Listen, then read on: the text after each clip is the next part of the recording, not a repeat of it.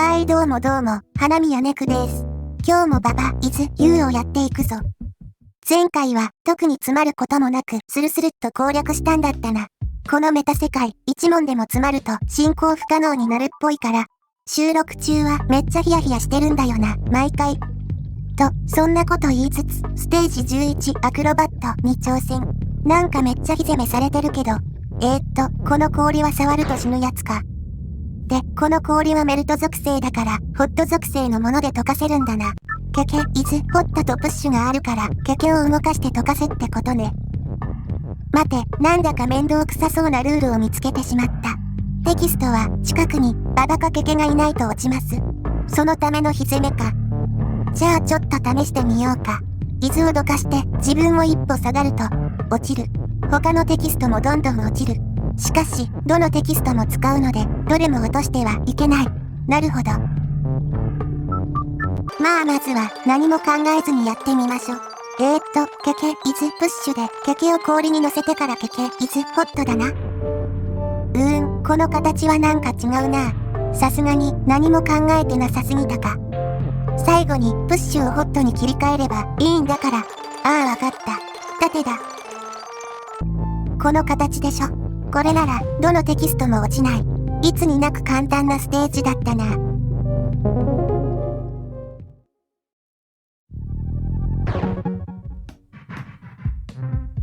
あれ、ステージ11の次に、ステージ14に挑めるのか。じゃあ、12は、一旦放置して、先にやっちゃおうかな。ああ、はい、いつものクリアだけ、先にしておくやつね。この旗、プッシュ属性だ。こしゃくな。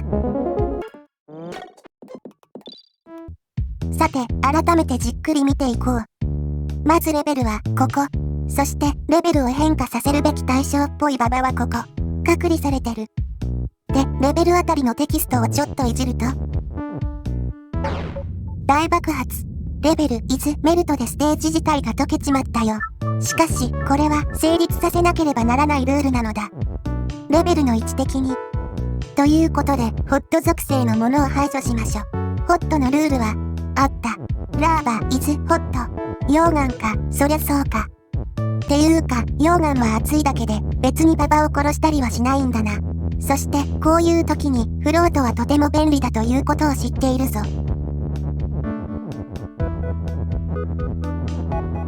ラーバ、イズ、ホット、成立。溶岩はすべて宙に浮く。そして、ステージは宙に浮いていない。浮いているものと浮いていないもの同士では干渉し合わないのだ。プッシュとかを除いてね。これで、あとはレベル、イズ、メルト、ババを作れば OK だな。プッシュとかで適当に水たまりを埋め立てようっと。おわバカな。俺は確かにプッシュを犠牲にしたはずなのに。思わずクソコモの悪役言動をしちゃったけど、よく考えたらテキストも浮いてるんだったね。さっき言った通り、浮いてるものと浮いてないものが干渉し合わないからね。というわけで、旗を犠牲にしましょう。レベルを同行するステージだと、ウィンと旗はどんなに雑に扱ってもいいな。旗、爆殺。よし。メタ世界にさらにババが増えたな。今のところ4体か。これが5体になれば1000体にもなれる市場側の隠しステージにも行けるな。そんじゃ次はステージ10のザ・ボックスに挑戦。わあめちゃくちゃシンプルなステージ。岩が邪魔なタイプのステージかな。はい死んだ。ロック、イズ、ディフィートが左に3000と輝いてたね。まあロックとイズ、プッシュがあるからね。こうすれば解決っと。で、このままだと上側に行けないからロック、イズ、プッシュを崩壊させて。あれ？崩壊させられないじゃん。まずいぞこれは。しかし、ここで慌てずにレベル2やロック、イズ、プッシュ、成立。ステージを押すルールになった。これで岩は背景になってくれるわけだ。しかし、上側への道が塞がれてるから、山があったら登りたくなる理論で頑張って上側に来たものの、何をすればいいんだ？フラッグ、イズ、ウィンはすでに成立してるし、そういえば、このステージ、旗がないな。ステージ攻略するには、旗が絶対に必要なんだが、フラッグ、イズ、ロックみたいなルールを作ろうにも、自由に動かせるイズが現状どこにもない。そこが肝なのか、このステージ。もしかしたら動かせるかもしれないイズはこの一つだけだけど、全く動かせるようになるビジョンが見えないな。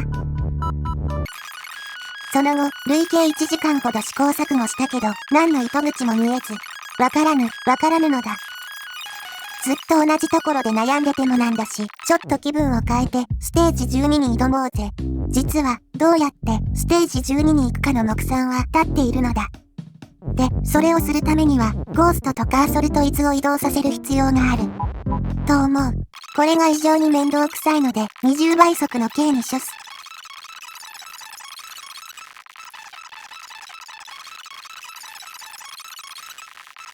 よし、すでに存在していたフラッグ、イズと合わせて、カーソル、イズ、フラッグ、カーソル、イズ、ゴーストの同時成立。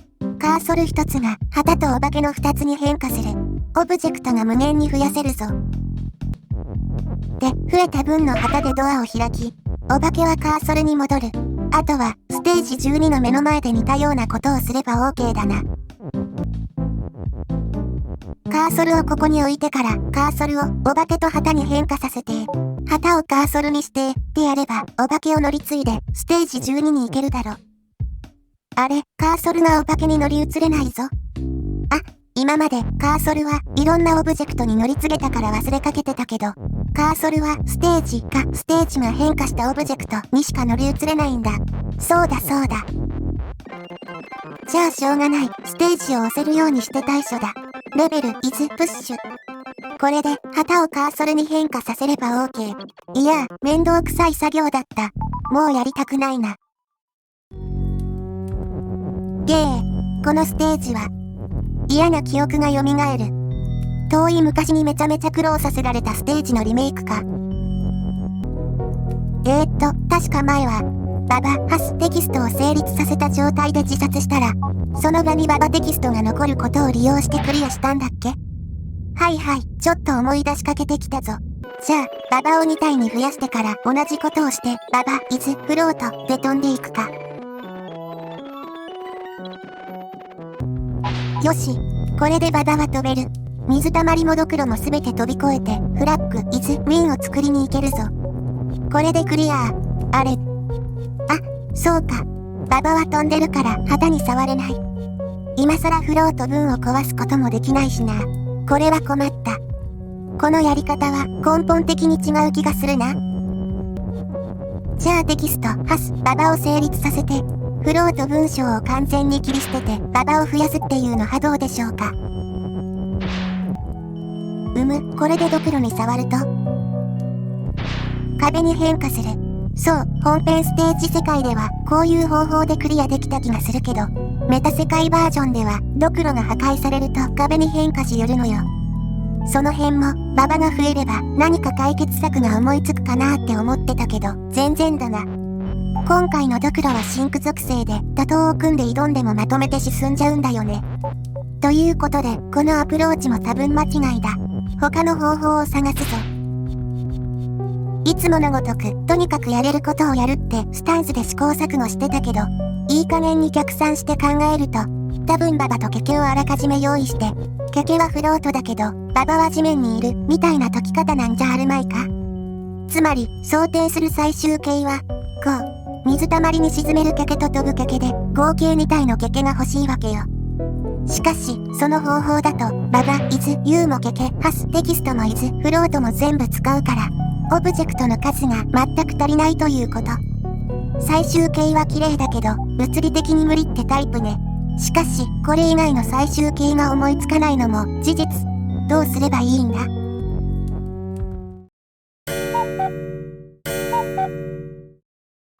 日で4時間悩んで、親切な視聴者さんがヒントをくれたりもしたが、わからんもんはわからん。このままでは、動画投稿スケジュールに支障をきたす。悪いけど、もう攻略を見るぞ。最初にケケテキストをババにする。それだけじゃ無理だ。ヒントにも見せてもらうぞ。テキスト、イズ、ディフィートがあるけど、逆にこれを利用する。確かに、ちょっと面白い挙動をするんだよな。テキスト、イズ、ディフィート。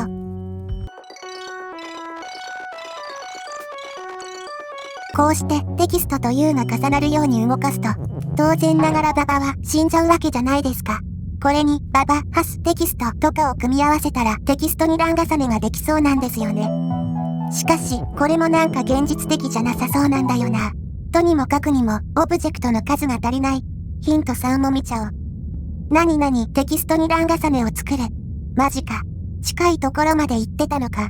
じゃあ、もうちょっと頑張ろうかな。わからんねん。もう詳細な解法を教えろ。ババ、イズ、ユーを柵の角に寄せる。それに何の意味が？まあやれって言われたらやりますけども。それでテキストをババで挟む。ああ、そういうことかよ。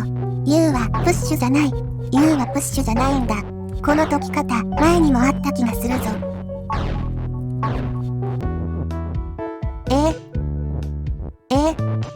なんか気軽な気持ちで岩で挟んだらケケと岩が重なれたけど。ってことが3週間前にあったんだった。今回はその応用編。悔しい。一度やったことのある解き方を思い出せなかった。この解き方がわかればあとは簡単。テキストに欄重ねを使えばババを好きなだけ増やせるようになったので、飛んでいってフラッグ、イズ、ウィンを作った後にババ、イズ、フロートを挟む。そうすればフロートルールも崩壊させられるのでババが着地。これでクリア。くっそ、めっちゃ悔しいけど、多分これ何時間かけても解けなかっただろうな。27話での解き方も偶然できちゃっただけで自分で解いたわけじゃなかったから印象が薄かった。といったところで今回はこの辺で。お疲れっした。次は負けねえぞ。制作者。